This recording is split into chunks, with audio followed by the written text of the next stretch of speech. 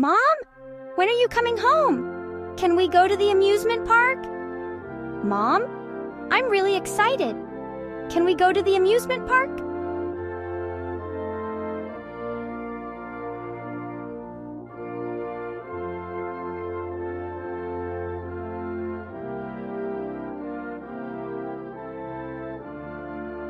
I'm in the middle of something.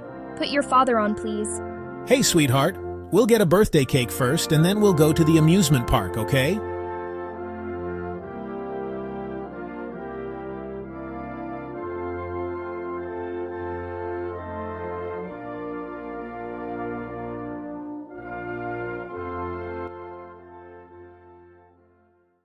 Not long after that phone call, tragedy strikes. The girl is involved in a serious car accident and is rushed to the hospital.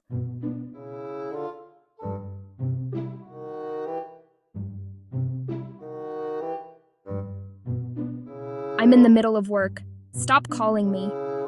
What makes the situation even more heartbreaking is that the injured child being rushed into the hospital at that very moment is actually her own daughter.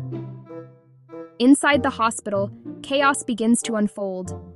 Doctors and nurses rush around trying to save multiple patients from the accident.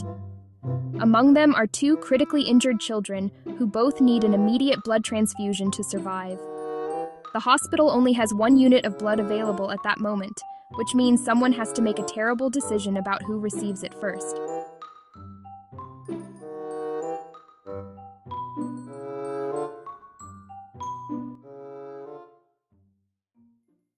Faced with the situation, she makes a choice that will change her life forever. Instead of prioritizing her own daughter, she orders the blood to be used on the other child. In her mind, she is making a rational, professional decision. She believes that as a doctor, she must act objectively and treat patients based on medical need rather than personal feelings. But that decision comes with devastating consequences. Outside the emergency room, the girl's father waits anxiously for news.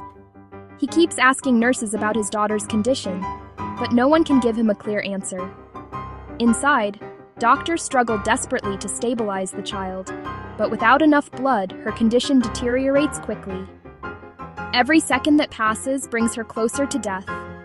Eventually, the medical team runs out of options. The little girl who just hours ago was excited about going to the amusement park slowly loses the fight for her life.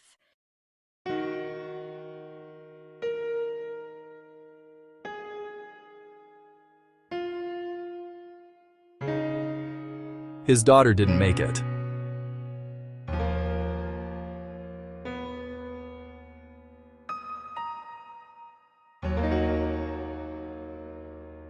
What hurts even more is learning about her final moments. As she lay on the hospital bed, drifting in and out of consciousness, the only thing she kept asking for was her mother.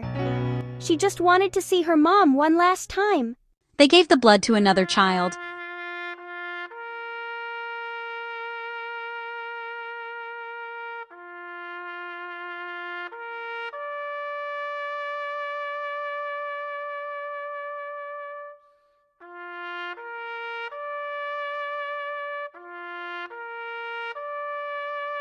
I did what any professional doctor would do.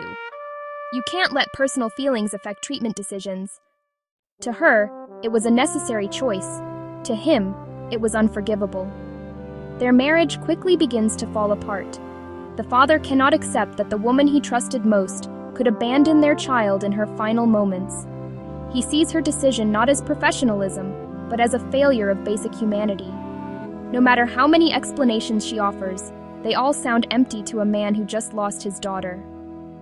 As the story unfolds, more troubling details begin to surface. The child who received the life-saving blood wasn't just any patient. The child belonged to a wealthy and influential family. This revelation raises uncomfortable questions among hospital staff and the public. Was the decision truly based on medical reasoning, or was it influenced by power and social pressure? Did the doctor prioritize a patient connected to an important family over her own daughter? Before long, the incident spreads across the city.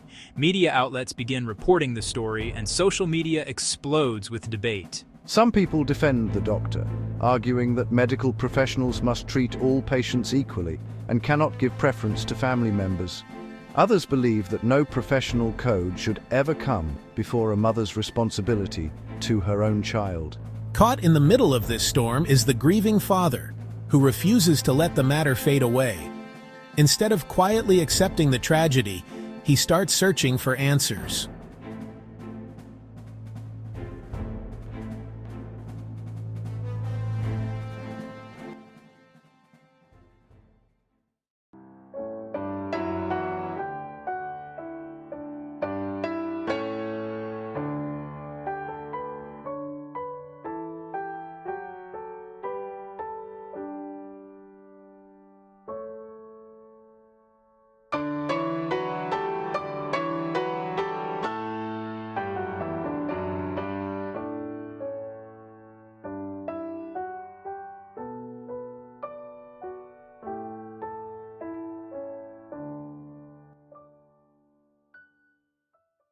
In the end, the punishment she faces isn't just the loss of her career or the collapse of her marriage.